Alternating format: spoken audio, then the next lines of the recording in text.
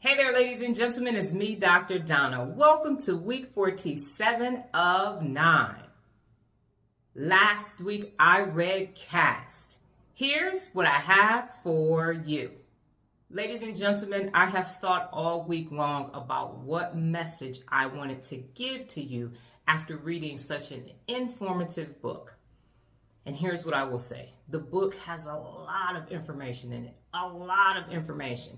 And so I'm just going to pick the parts that resonated the most with me. It all resonated, but I do have to pick the parts that stood out the most.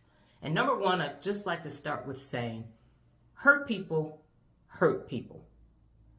Hurt people, hurt people. People that are healthy and people that are happy don't hurt other people. They don't. This country was established on the caste system, not racism. Racism was invented. It was established on a caste system with a racism bow on top of it. And the infrastructure in which we all live in right now is the caste system. And what is that? That is a system where, based upon your skin tone, you are accessed or you are assessed into a dominant class. And the darker you are and the more darkness and pigmentation that you have in your skin puts you at the bottom of that caste system. The author talks about building a house. And there's this key component to building the house, and that's the mud sill. That's the part of the infrastructure that holds everything else in place. And in America, that's Black people. Now, everything else is built upon that. They also talk about a rung on the ladder. We are the lowest rung on the ladder if you were assigned to being Black at birth. And here's what I will say. We spent almost 300 years in slavery because hurt people hurt people. This country was established by people who wanted to leave another class because they may have been the mudsill where they came from, and they did not want to be the mudsill when they came here. And it's been built upon, do everything that you can do not to be that mudsill, not to be in the lower caste, and to keep that lower caste exactly where it is. And if you happen to be a part of the lower caste, you got to stay there. Heavens to Betsy, don't you try to climb out of that. Don't you try to be the second level of the house. Don't try to be the 32nd floor on the skyscraper. Absolutely not. You get your mudsill having behind back down in that foundation and keep everything else standing up. You get back down on that lower rung so that we can use you to get to the top. We can step on your sturdy foundation to move forward. Now, there have been lots of things that have happened to immigrants in this country and to the people who didn't ask to be in this country and who were brought here to build this country. And I'm not going to review any of that because you can read the book for that. But here are some other things that I'd like to say. The author asks us at the end of the book, she says, we as individuals can't just let these caste systems go on. It's all the collective people that are ensuring that this caste system exists. When you walk past something that you know is wrong and you don't say anything, and when you allow this system to continue because you might be benefiting, even if it's microscopically, then you are part of the problem instead of the solution. And I thought about it all this morning. I was like, what am I going to say? How am I going to bring this home? How am I going to attach real leadership to all of the information that I just read? And here's what I will say. I looked at my individual caste, my caste that I was born into, not the one that was assigned to me at birth, not that checkmark Black female, but that name, Donna Louise Thomas, that name, the caste that I was born in. My parents' caste. Now, my father was an alcoholic, unfortunately, and he beat my mother and to the point where she had 80, 100 vision in one eye because he threw a full bottle of malt liquor at her. So she had to get out of that marriage. And by the time I was 5, they were divorced. And then by the time I was 19, she was remarried. That's important, and you'll see why in a moment. So from the time I was 6 months old until I was 13, I'm a child of 3. My parents had a son. He died 10 days after he was born. I have an older sister who's 3 years older than me, and I am the baby. Now, I might get a little queasy because I've never said this publicly, but it's time to say this because it is a caste system. My older sister, from the time I was 6 months old, when she put sausages in my mouth to try to suffocate me to death until I was 13, physically and verbally abused me. She used to lock me in a closet, told me I was adopted, Anytime I had money, she made me buy her stuff at the store because she always spent her money too soon. And she would just embarrass me in front of my friends, in front of her friends. Didn't that happen during slavery? And I'm laughing because I got to do that to not cry. Did we get embarrassed? We did. And then she'd always blame me. Now, that was wrong. But you know who was more wrong in that process? My mother. Because my sister is 3 years older than me. And until I was 13, she was much bigger and weighed more than me. And if she heard my sister yelling at me and hitting me, the only thing she said was, "Y'all stop fighting." Because it didn't disrupt anything that was happening in her life other than her watching television. And that's how it happens. Now, on the other side of that is that my mother has suffered from drug abuse my entire life. I am 50 years old. And throughout my life, when I was 11 years old, I came home from school one day and she had taken too many pills, and I had to go to the neighbor's house to get her to call the ambulance so we could get her to the hospital to get her stomach pumped. And at that time, my sister I was 11, so she was 14.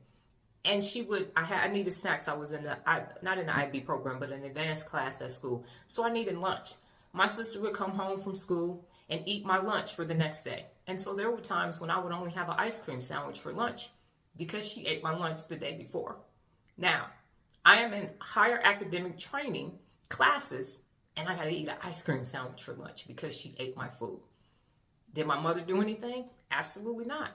What did I have to do? I still had to get all A's. I had to get A's and B's and get good grades, even though I didn't have enough food. So I had to get a system together.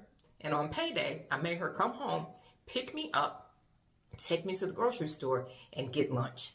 And then what I do is make sure I got a little bit more so that when my sister offered my lunch to her friends as hors d'oeuvres, I would still have enough food for school. Sound familiar? Now, additionally, while that was going on, my mother became a crack addict and decided that getting high was a great idea. So I would come home and she and her boyfriend would be doing lines of coke in the living room, and she would tell me, "Get your ass in there and get your homework done." In that environment, I still have to perform. Fast forward, she goes to drug treatment and she's better. She meets a man in drug treatment and brings him into our home. And for 5 years, she wants this man to marry her. And he does. And for 4 years, he sexually assaults me. For 4 years. Sound familiar? 4 years. And all of this time, I'm still expected to perform in college, in the military, and everywhere else. All the while, my sister is doing what older siblings do, demanding that I get off the phone. I gotta sit in the back of the car. And my mother is ignoring it all. She's ignoring it all. And everybody is ignoring everybody else's abuse of the mud seal, me. It took me 40 years to finally stand up to my sister and tell her no more. 40 years. I was 40 years old and had said, I have had enough of this abuse. And then it took me 48 years and 360 days to finally stand up to my mother and her ex-husband. Almost 49 years. And when I brought it to my mother's attention for the second time, when I told her about the assault again, she asked me, "Why didn't you get some help? Why didn't I get some help?" And I even asked them for my 49th birthday, "Tell me the truth. Why did you do it?" And her answer to me was, "Well, when you moved back home, I asked you, did you want him to move out? And you said, I only have a year to be here. So because you said you were all right," which is what I did not say. She said, "Because you said you were all right, that's that. That's all I got to tell you." I asked him why he did it, and he said, "Oh, because I thought you were attracted to me." So it wasn't full-on assault. It wasn't actual physical contact, but it was a bunch of other perverted things. And I asked him why. He said, "Well, I was attracted to you." And that was the answer. And my sister never had an answer. And during the time when I wasn't speaking with my sister, my parents kept having her around, and they kept trying to force me into a relationship that I did not want to have. And they didn't care about the abuse. Nobody cared about the abuse that I had to endure from all three of them. And this year, for my 50th birthday, I sent them all emails and I told them what it was like to be the stepdaughter and the sister and the daughter. And I only got one response from my mother, who said, "Well, thank you for telling me that I was a bad mother." And that wasn't the point. So what is my point, ladies and gentlemen? My point is this. None of us have chosen the caste system that we were in. None of us have chosen the caste system that we were born into. And I'm not talking about the one in America. I'm talking about the one with your address on your government ID. I'm talking about that one. Because until we address that system, we can't even begin to address the bigger system. The caste system, where the oldest gets to get away with murder, where the youngest gets to get away with murder, whatever it is. That's the system, and that's the problem, because the mud seal in the family is enduring so much while everybody else just walk past and demands excellence, even though they haven't even given the person the opportunity to be in an environment where they can excel. Yes, I got a bunch of credentials. You can go to my LinkedIn and you'll be like, oh my goodness, look at all that you've accomplished under those conditions. So imagine what I would have been able to do if I wasn't the mud seal, if my mother told my sister to stop hitting me, if my mother stopped being physically abusive and mentally and emotionally gaslighting the shit out of me for almost 49 years. Imagine that. Imagine if my stepfather had just kept it in his pants. Imagine what I would have been able to do. But for as long as I have left in life, I'm no longer a part of that caste system, because I am the mud seal. I am that bottom rung on the ladder, and I know how strong I am. So my challenge to you after you read this amazing book is to assess where you are in your individual family, because that's what she said has to happen at the individual level. My mother let all of that happen to her baby. And oh, by the way, we share these names. I'm named after her. She let this happen to her own name. So if it could happen to somebody who has the exact same name to you and you just let it happen, that's the unfortunate part. We gotta fix us first. It starts at home. It starts with your family, because if you can't be a strong mud seal in your own family, you can't be it for anybody else. You can't do it for anybody else. And it took me 4 decades to start it, and it took me almost another decade to end it. So we got to cut ourselves some slack after hundreds of years. It's going to take some strength, but it's going to take individual strength. So I challenge you, starting right now, assess what's happening. Look at all the places that you're being a castist, and if you're experiencing it, you gotta stop it. You gotta put an end to it. You can't just walk past it. And I don't care where you are in America's caste system, your family caste system is where it starts and where it ends. And you gotta do something at the individual level. I understand it took me 40 years, it took me 50 years to really get it going, but don't let that be you. Do something about it right now. It starts at your house, and then it can be a flywheel and get momentum from there, and then we can see what's actually happening. And I'll end this portion of the video where I began. Hurt people, and that's why you have to fix you first, and then you can actually start making a difference in the rest of the world. Got it? Good. Last week's new beginning, I started looking at anywhere that I was being castist, anywhere that I found myself saying something that was programmed into me and that I actually didn't believe. I stopped myself from doing it, because it is a system that just tears people down and it doesn't build anybody up. So it was a great new beginning.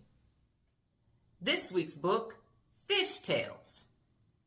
Well, that's my time, ladies and gentlemen. But before I get out of here, just remember the power of 9. New beginnings expand your mind. Adios.